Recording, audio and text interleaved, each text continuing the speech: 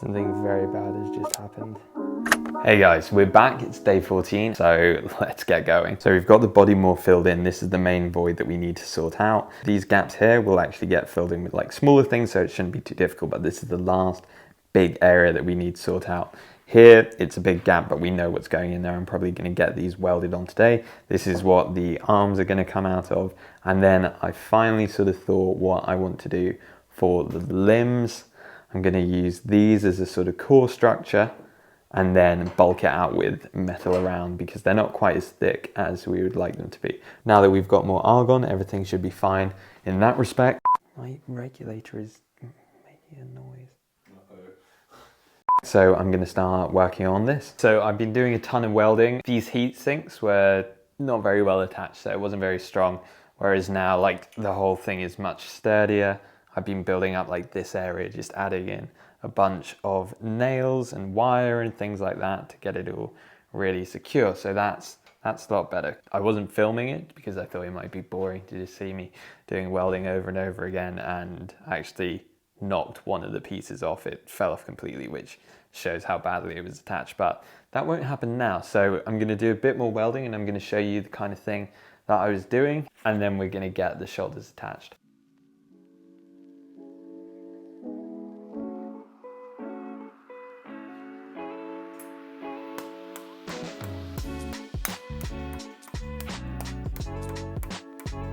Oh. Yeah, this is no good on the back if I'm totally honest.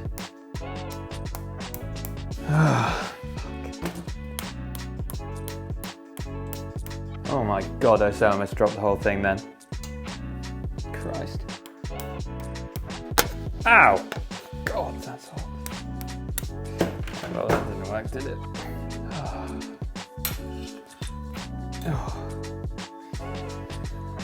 Okay. This is a lot stronger, but I'm still not really as happy with it as I'd like to be.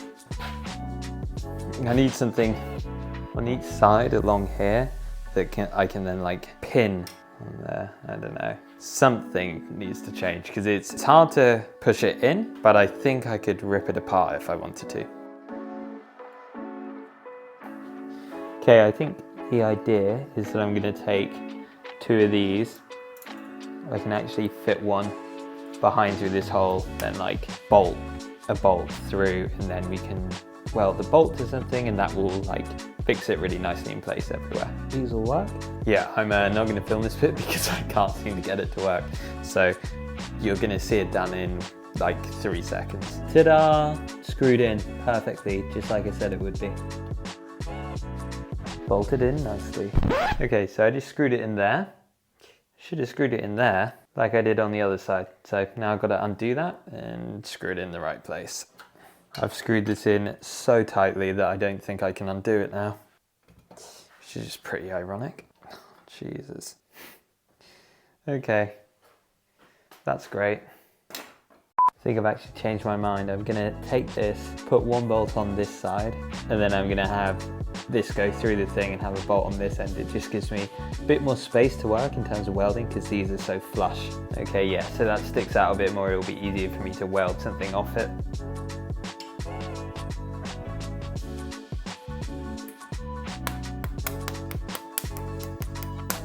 Oh, it's really not good for the back, holding this thing up and crouching over here, but that's fixed in place now. Okay, that's worked well. I'm gonna do the same thing at the lower half, I think, as well, and then we'll all be good.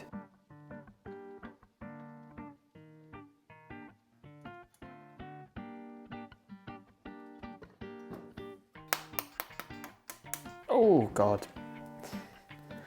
Another burn.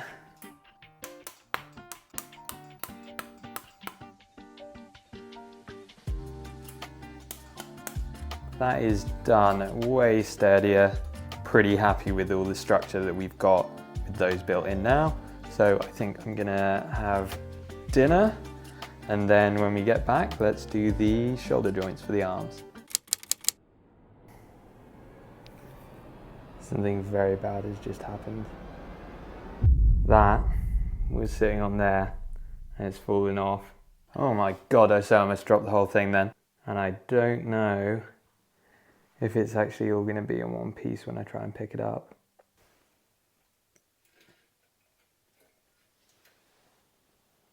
Okay, it's all right.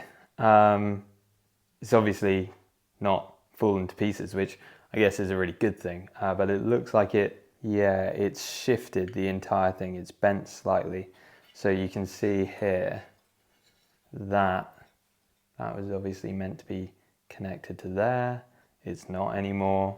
The same with like these nails were meant to be actually in contact with it. They're also not on this side, and it's moved there as well on both sides. So I'm not 100% sure what the main change has like come from, but I'm going to try and just get that back into a bit of a better position than it was before. So it looks like these nails might have bent a bit, which is why I'm actually really struggling to sort of push it back into the position that I had it in. Yeah, it's definitely looser than it was a minute ago. I'm very happy that it didn't completely fall apart.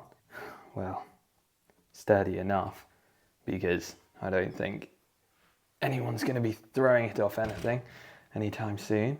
Yeah, I kind of need it like that and push that way a bit, but it's been really bent. I'm not sure what I'll do to try and get it back into that position. I don't want to mess this around too much. What is actually holding it in place? I think this whole section has moved slightly. It's obviously very strongly fixed in place. I just don't really like the way that is sort of wiggling around.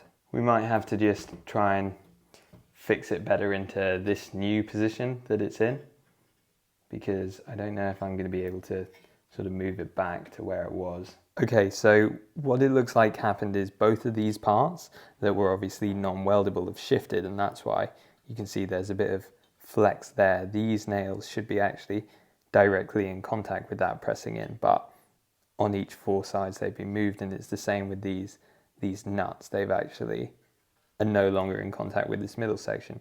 So it's good that it's strong. I mean, this is still like a stable structure, but I do want to actually get those in contact just to sort of closer grip. So I'm going to need to weld some extra parts just to bridge that basically and pin it in place. Okay, so I'm using these clamps just to pin it in place so that I can actually weld that into the right area, and then that should be all back to normal and we can keep going with the rest of it. Okay, so the solution I've gone with is actually just shoving a bit of metal, sort of wedging it in place on each side. The gap here is a bit bigger, so I had to use a slightly larger piece.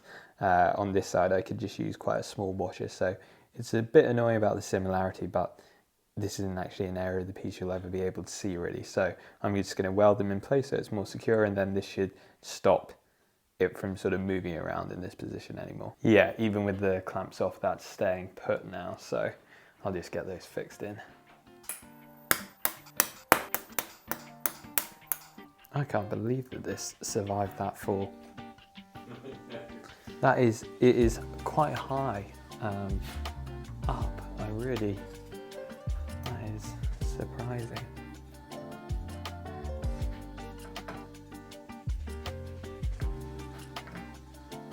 Attaching these isn't going to be too difficult. We've got weldable metal, and weldable metal, so we won't have to do some of the like crazy framework scaffolding that we've done with these other non-weldable parts that we've been using for the body. The only difficult thing is actually deciding where do I want to place it, making sure the angles are right for when the Chameleon is sort of positioned, because obviously how we angle these does dictate in a way how the arms are going to be built off them. So we've just got to think that through a little bit and then make sure I can just get the same kind of angle on both sides.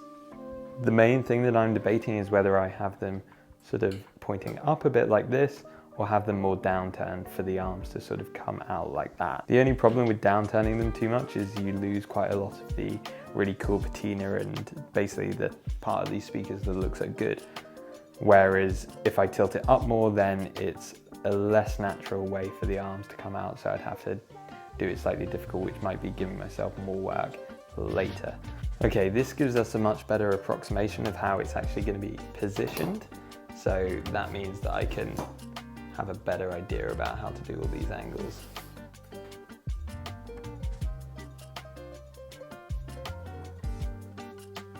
I think we're going to go like this. I'm just going to actually start getting them welded. Sometimes these things you can just overthink them trying to get it perfect, whereas you might need to just make a call and then work around it.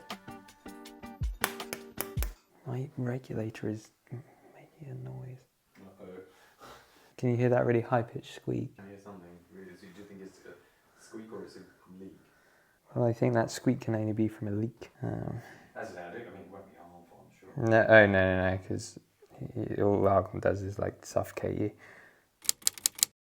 Now that I've kind of made it cool on this angle on the other side, I just need to make sure it's symmetrical for this one.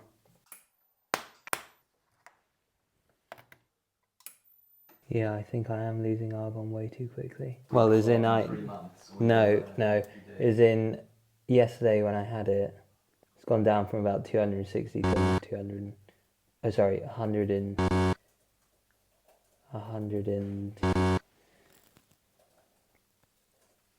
yeah, about 160 to about 140.